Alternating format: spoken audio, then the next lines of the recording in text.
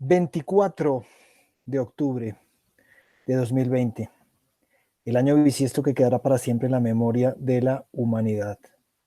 Hoy, mi país, Colombia, se convirtió, después de los Estados Unidos, la India, el Brasil, Rusia, Francia, España y la Argentina, en el octavo país del mundo en casos de coronavirus.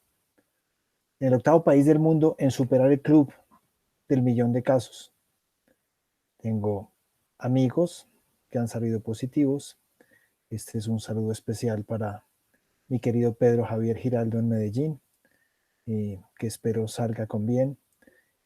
Aníbal Ríos, que ya lo superó, pero cuyo padre partió. Y quería hacer una reflexión particular porque niéguese o no en este momento que los números en Europa han crecido tanto. Hemos tenido estos días, después de 9 meses, las semanas de mayor incidencia de casos. Y podemos decir que la mortalidad ha bajado, pero lo cierto es, lo cierto es que queda mucha gente por contagiarse, no hay vacuna a la vista, la vida sigue cambiando.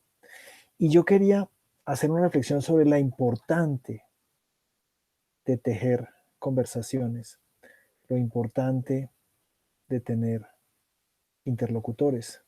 Paradójica cosa en alguien que está planteando un monólogo. Esta mañana conversé brevemente con mi primo Fernando Escobar Borrero, quien es un consumado autor de cuentos infantiles. Y me parece que mi primo, por disposición de salud mental, es una de las personas como más benéficas que conozco y más tranquilas en su actuar. Y pienso que este aislamiento y todo ha sacado lo mejor de él como escritor, como persona, que siempre ha sido un ser humano magnífico. Pues bien, hablaba con él de la importancia quizá de eh, generar relatos testimoniales de esta época. Estos videos son parte del ejercicio, porque insisto y creo que no habíamos tenido un aislamiento de tantos meses o una alteración tan larga en la rutina. A lo más una estación dura 3 meses o unas vacaciones largas, pero nosotros, por ejemplo, en Colombia estamos desde marzo, ya podemos volver a salir, pero volver a salir al mundo de las caras tapadas, al mundo del todo el mundo te puede contagiar, al mundo de debes lavarte las manos, al mundo de te puedes enfermar y no sabes cómo te va a ir, o puedes enfermar a otros, en fin. Y es importante dejar testimonio, porque probablemente esto pase, y a los que nazcan después les importe un cacahuate. Pero los que lo hemos vivido, hemos visto las tensiones que esto genera en los espacios domésticos, en los espacios íntimos, en las rutinas laborales, en los espectáculos deportivos, en el turismo. Está cambiado. Creo que hasta la rumba y otras actividades no santas relacionadas están alteradas. Ni qué decir del culto, hasta las paradas militares. O sea, todo lo que concentre un gran número de personas entraña en este momento riesgo. Y en ese sentido, a mí nunca, nunca me ha gustado la comparación entre el coronavirus y la guerra. Y sin embargo, como fenómeno histórico, la pandemia puede tener una dimensión como la de una guerra mundial. Y en ese sentido, no quiero enfatizar el asunto de la guerra. No sé por qué pienso en Clive Staple Lewis y en las crónicas de Narnia y en cómo los Pevensey tuvieron que viajar, como muchos otros niños, de Londres asolado por la guerra para encontrarse con el maravilloso mundo de Narnia. En ese sentido, es importante esas semillas de relato que todos podemos sembrar esas semillas de relato que todos podemos tejer. Nosotros estábamos aquí, pensamos esto, sentimos esto, quisiéramos comunicar esto. Es una época que reta todo, los lenguajes, los códigos, las maneras, incluso el modo como estos dispositivos nos disponen a dinámicas que tampoco son las más humanas. Es importante escuchar la voz de la naturaleza, pero es importante evadirnos y que todos encontremos nuestra Narnia. Y no me refiero a un mundo imaginario, tal vez sí a un mundo imaginado, a un mundo que podamos generar o a mundos que podamos generar, que podamos pensar, que podamos sentir. Hay palabras nuevas, hay objetos nuevos, hay comportamientos nuevos. El coletazo económico, el cambio actitudinal, las modificaciones en la psique y en el hábito de la humanidad después de 9 meses y lo que vendrá es un fenómeno cuyas incidencias a futuro no se pueden subestimar.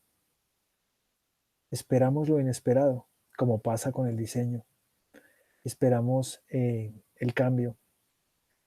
Estos días he tenido el placer de reactivar el grupo o de diseños de los sures y la página en Facebook de Diseño del Sur, donde he compartido durante 6 años literatura relacionada con quienes piensan que hay otros mundos dentro del mundo, que el mundo puede ser de otra manera, que podemos eludir la circularidad.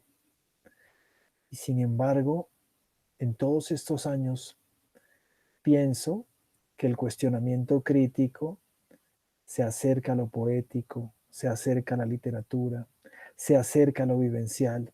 Los días pasados probablemente no tenía nada que decir. Las semanas anteriores he estado callado y he hablado callado. He hablado del sueño, he hablado de la letargia, he hablado del cansancio.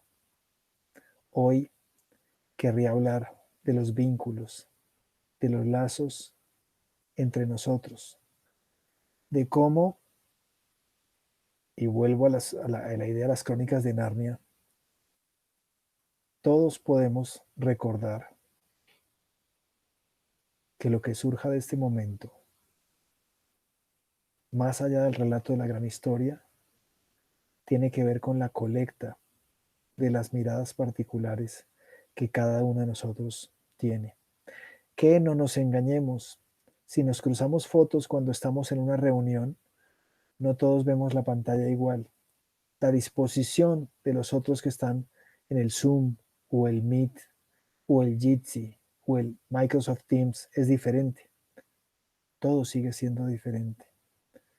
En mi caso, refrendo la idea de pensar que la memoria aún no está llena, que podemos encontrar espacios de lentitud, espacios de tranquilidad, espacios generativos, establecer nuevas relaciones o rescatar antiguas relaciones con los alimentos, con la naturaleza, con el entorno. Muy probablemente, cuando el virus pasa, si pasa pronto, haya mucha gente que ya no quiera volver a invertir grandes cantidades de tiempo en ir y volver a lugares lejanos en el trabajo. Y muchas personas que valoren más el encontrarse, para hacer contacto real, más que para hacer actitudes mecánicas que pueden ser sustituidas a largo plazo. Pero quizá, si recordamos que la tristeza y la alegría son dos caras de la moneda, que podemos reencontrarnos, que podemos volverle a dar sustancia al vínculo, quizá todos encontremos nuestra Narnia, nuestra leyenda, nuestro sueño, nuestra capacidad de traer a presencia artefactos con las manos, nuestro hobby, nuestro tejido, nuestro dibujo, nuestra poesía, nuestra música, nuestra carpintería.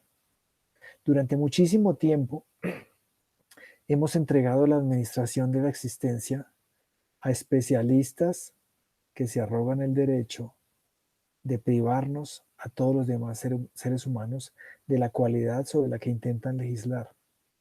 Y aunque nadie desconoce el valor que tienen los profesionales de la salud, los profesionales de las leyes y toda suerte de profesionales, todos tenemos salud y podemos cuidarla más allá del discurso médico. Todos tenemos una condición de la relación humana y una suerte de noción de la ley. Todos podemos intentar no reinventar, sino componer, y me refiero a la composición, componer una nueva situación. Los vínculos que nos unen siempre permanecerán. Los ancestros se asoman por nuestra piel. Las conversaciones proseguirán y la humanidad seguirá. Lo importante es asegurarnos de lo que la época traiga quede testimoniado con sus altas y sus bajas. Y a veces, si eso implica repetir muchos días lo mismo, se repite. Porque lo único que ha pasado es que en mi caso he entrenado frente a una pantalla la comunicación una y otra vez. Pero he dejado un diario de lo que pasa el día. Me sigue sorprendiendo ver los estadios vacíos, me sigue sorprendiendo ver las carreras de ciclismo en una época eh, en donde todo parece tener otro sentido, no haberlo perdido, pero sí tener otro sentido.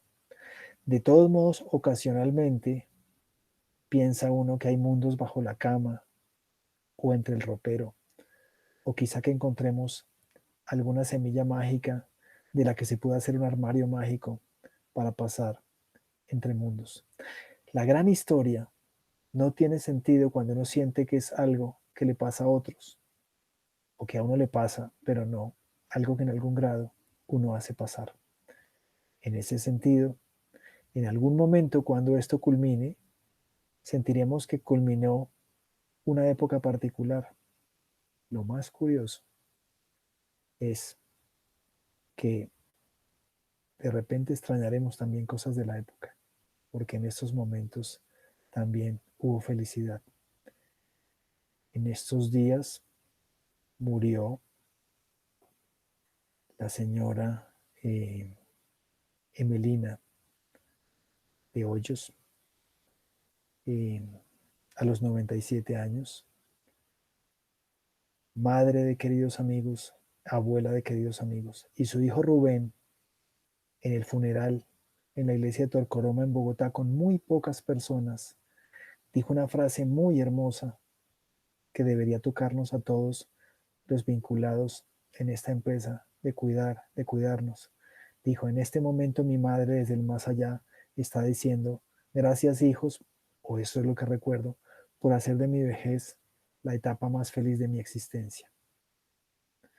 Podemos hacer de esta época una etapa feliz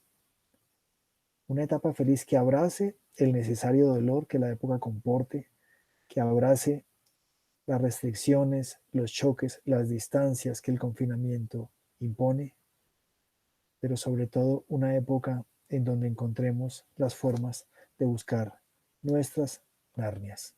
Feliz noche, espero haber dicho algo con sentido. Seguimos caminando juntos.